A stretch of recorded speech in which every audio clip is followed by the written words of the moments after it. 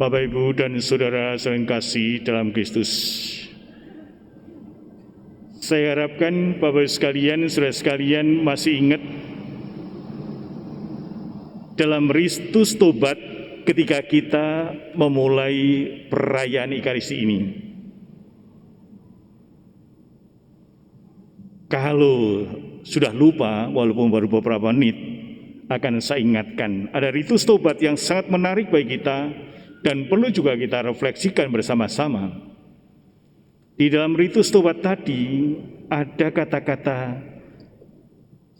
saya berdosa, saya sungguh berdosa, sambil menepuk-nepuk dada. Kata-kata ini mengandung arti yang sangat dalam sekali.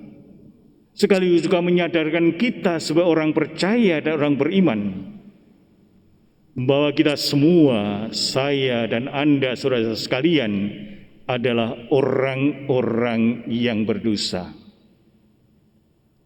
Sehingga dengan kata lain, kita bukanlah orang-orang yang suci tanpa kesalahan, tanpa dosa. Ini arti yang sangat dalam sekali. Tetapi mungkin karena kita terbiasa, ya sudah, saya berdosa, saya sungguh berdosa, titik. Nah, Bapak, Ibu, dan saudara kasih, dalam kisah Injil tadi dilukiskan dengan situasi yang begitu mencekam sekali. Ketika Yesus berada dalam bait suci dan dia sedang mengajar, tiba-tiba segerombolan orang-orang Farisi dan ahli-ahli Taurat datang membawa seorang perempuan yang kedapatan berzinah.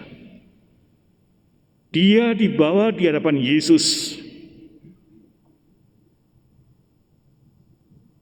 Kita bisa membayangkan apa yang terjadi dalam pribadi perempuan tadi. Sehingga orang-orang Farisi dan ahli-ahli Taurat mau menerapkan hukum Musa, hukum Taurat Musa itu sendiri. Dia berkata, Rabi, perempuan ini kedapatan berzinah. Menurut hukum Musa, menurut hukum Taurat, orang seperti ini harus dirajam, dilempari batu. Suasana begitu mencekam sekali. Karena ada dalam antara hidup dan mati bagi perempuan tadi. Yesus pura-pura enggak mendengar. Tapi karena orang-orang Farisi dan ahli-ahli Taurat itu mendesak terus-menerus supaya Yesus memberikan reaksi apa yang harus dilakukannya, maka Yesus itu ditanya, tapi justru menulis di tanah. Apa yang ditulis enggak tahu lah. Tapi karena disesak terus, lalu Yesus berdiri dengan tegak. Barang siapa di antara kamu tidak berdosa, hendaknya ia yang pertama melemparkan batu kepada perempuan itu. Itulah perkataan Yesus kepada orang-orang Farisi dan ahli-ahli Taurat. Mau menegaskan, silakan. Kalau Anda tidak berdosa, silakan melemparkan batu yang pertama. Dan apa yang terjadi? Bahwa mereka tidak ada satupun yang melemparkan batu kepada perempuan tadi. Bapak, Ibu, dan saudara kasih, mengapa orang-orang Farisi dan ahli-ahli Taurat itu bertanya kepada Yesus seperti itu? Mereka datang pada Yesus bukan motivasi untuk mencari kebenaran, bukan, tetapi untuk menjebak Yesus, mencari kesalahan-kesalahan, mencari celah-celah bagaimana bisa menangkap Yesus, bisa membunuh Yesus sendiri. Jawaban apapun yang dilakukan Yesus pasti akan salah dan salah. Seandainya Yesus berkata pada orang-orang Yahudi dan ahli-ahli Taurat, sudah dirajam saja, mereka pun akan berkata, loh, Yesus kok tidak pegang prinsip katanya mencintai hidup, mencintai keselamatan, hidup dalam cinta kasih, memberitakan itu, pasti akan dikatakan salah. Tetapi kalau Yesus berkata, bebaskan saja, berarti Yesus tidak taat pada hukum Musa. Sehingga apapun yang dijawab dilakukan Yesus akan salah dan salah. Karena itulah maka Yesus tidak menjawab apapun, dia justru menulis di tanah. Ketika Yesus berkata, barang siapa di antara kamu tidak berdosa, hendaklah ia yang pertama melemparkan batu pada perempuan itu. Mereka pergi satu persatu. Tidak ada satupun yang mengambil batu untuk dilemparkan pada perempuan itu. Mengapa? Karena mereka pun akhirnya sadar bahwa mereka pun juga orang berdosa. Tapi seringkali bisa terjadi di dalam kehidupan kita. Kita kurang menyadari akan hal ini, sehingga terkesan dan nampak bahwa tindakan dan perbuatan kita, perkataan kita mudah menghakimi orang lain. Sadar, kita seringkali juga bisa bersikap seperti orang-orang Farisi dan ahli Taurat, mudah menghakimi sesama manusia. Lupa kita sebagai orang Katolik yang seringkali berkata, saya berdosa, saya sungguh berdosa. Timbul satu pertanyaan, mengapa orang-orang Farisi dan ahli-ahli Taurat itu begitu mudah menghakimi sesama manusia, begitu mudah menghukum orang lain? Bukan karena mereka itu taat pada Taurat Musa, tapi karena merasa diri mereka paling benar, diri mereka paling suci, diri mereka paling baik dibanding yang lain. Itulah kuncinya. Maka kita pun seringkali juga bisa menghakimi sesama manusia karena kita merasa benar, kita merasa baik. Maka dalam masa Prapaskah ini kita diingatkan kembali untuk masuk dalam hidup kita, dalam hati kita. Saya pun orang-orang berdosa, saya mempunyai kesalahan, saya mempunyai kegagalan, dan sebagainya.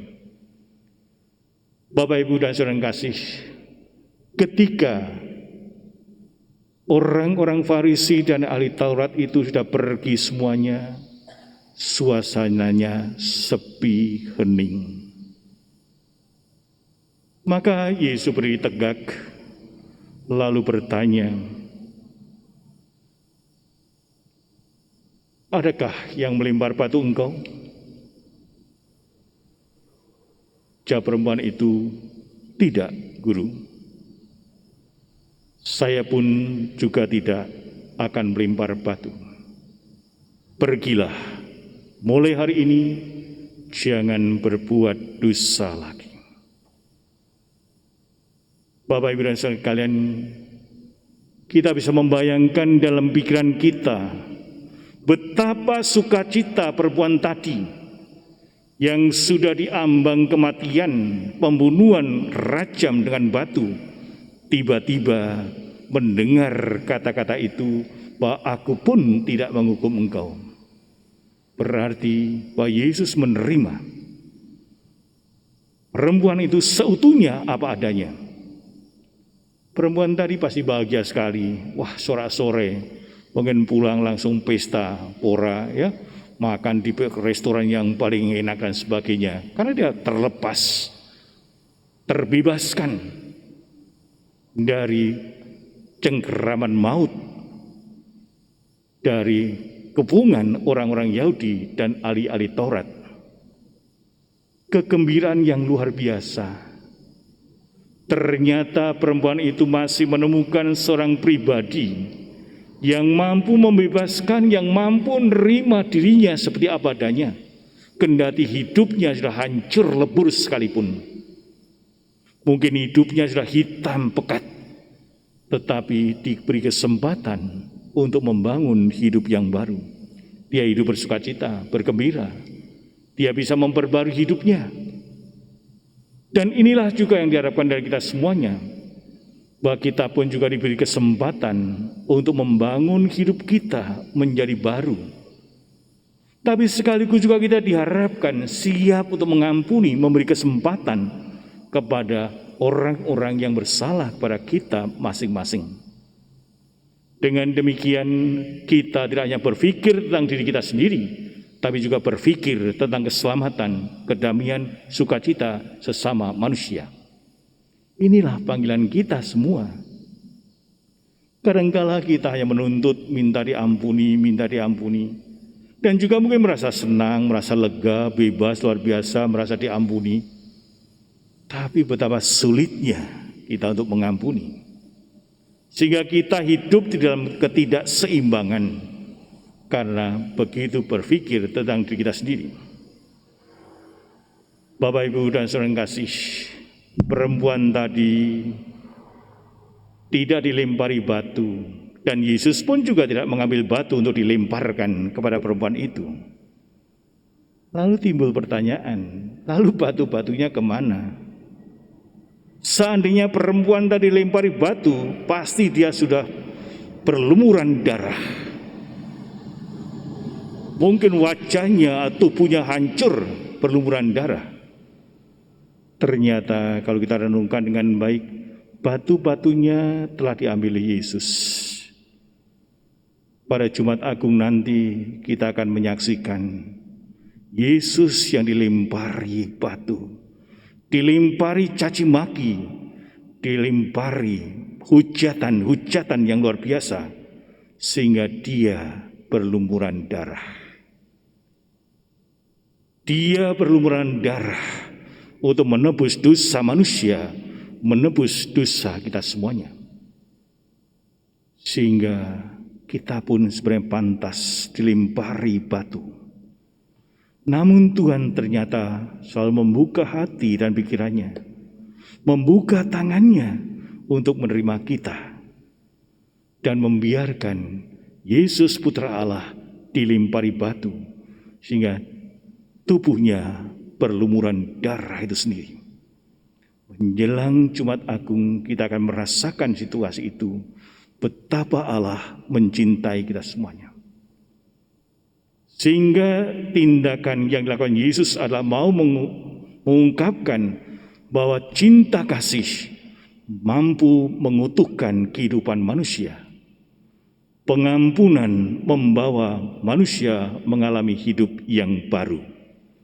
Maka marilah kita mohon berkat pada Allah agar kita mengedepankan cinta kasih, pengampunan daripada benci dan dendam.